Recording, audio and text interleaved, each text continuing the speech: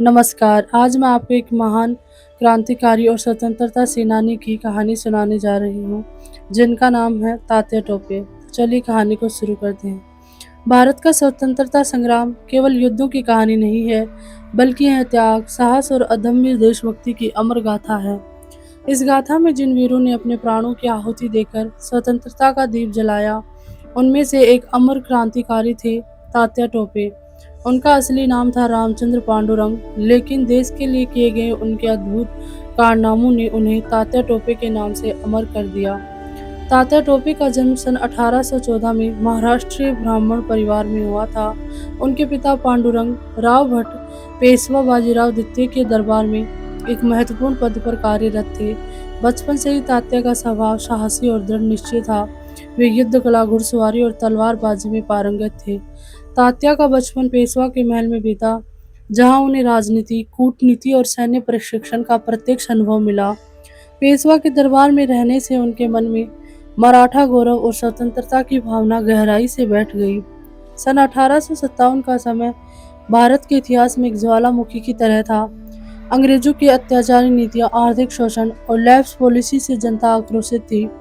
झांसी की रानी लक्ष्मीबाई, नाना साहेब पेशवा, बेगम हजरत महल जैसे अनेक वीर स्वतंत्रता की ज्वाला भड़काने में जुटे थे। तात्या टोपे इस आंदोलन के अग्रणी योद्धाओं में थे। नाना साहेब पेशवा के वे घनिष्ठ मित्र और विश्वास पात्र थे। जब 1857 में क्रांति की शुरुआत हुई, तात्या ने इसे जीवन का सबसे बड़ा अवसर माना। देश को आज़ाद कराने का संकल्प उन्होंने पूरी दृढ़ता से लिया। 1857 की क्रांति के समय तात्या टोपे ने कानपुर में नाना साहेब के साथ अंग्रेजों के विरुद्ध मोर्चा संभाला। उन्होंने सैनिकों का नेतृत्व किया और अंग्रेजों के खिलाफ कई रणनीतियां बनाई। कानपुर की लड़ाई में तात्या की योजना और नेतृत्व के कारण अंग्रेजों को भारी हानि हुई। उन्होंने अपनी तीव्र युद्ध कला और चालाकी से अंग्रेजी सेनाओं को कई बार चकमा दिया। उनकी सबसे बड़ी विशेषता थी गोरिल्ला युद्ध नीति। वे अचानक हमला करते, दुश्मन को चौंकाते और तुरंत स्थान बदल लेते। तात्या टोपे का सबसे बड़ा हथियार उनका दिमाग था। वे जानते थे कि अंग्रेजों की सेना आधुनिक हथियारों से लैस है, लेकिन भारतीय योद्धाओं के पास जनशक्ति और भौगोलिक जानकारी की ताकत थी। उन्होंने जंगलों, पहाड़ों और गांवों का सहारा लेकर दुश्मन को परेशान किया। एक स्थान पर हमला करके वे तुरंत दूसरे क्षेत्र में पहुंच जाते। अंग्रेज उन्हें पकड़ने के लिए बार बार असफल रहे। 1858 में जब रानी लक्ष्मीबाई झांसी छोड़कर कालपी पहुंची, तात्या टोपे ने उनका साथ दिया। कालपी की लड़ाई में उन्होंने रानी के साथ मिलकर अंग्रेजों को वहां से हटा दिया। हालांकि कालपी की लड़ाई हार जाने के बाद भी तात्या ने हार नहीं मानी। रानी के ग्वालियर पहुंचने के बाद उन्होंने वहां भी मोर्चा संभाला, लेकिन रानी लक्ष्मीबाई की वीरगति प्राप्त करने के बाद तात्या ने अकेले ही क्रांति का नेतृत्व जारी रखा। रानी लक्ष्मीबाई के निधन के बाद तात्या ने पूरे मध्य भारत में गोरिल्ला युद्ध की रणनीति अपनाई। वे लगातार स्थान बदलते, सैनिक जुटाते और अंग्रेजों पर अचानक हमला बोलते। उन्होंने राजस्थान, मध्य प्रदेश और महाराष्ट्र के अनेक इलाकों में अंग्रेजों को चुनौती दी।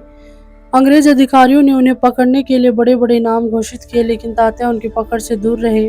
तात्या टोपे की सबसे बड़ी ताकत उनकी जनता पर पकड़ थी, लेकिन अंततः उन्हें विश्वासघात का सामना करना पड़ा। उनके एक सहयोगी मानसिंह, जो अंग्रेजों से गुप्त समझौता कर चुके थे, ने तात्या को धोखे से पकड़वा दिया।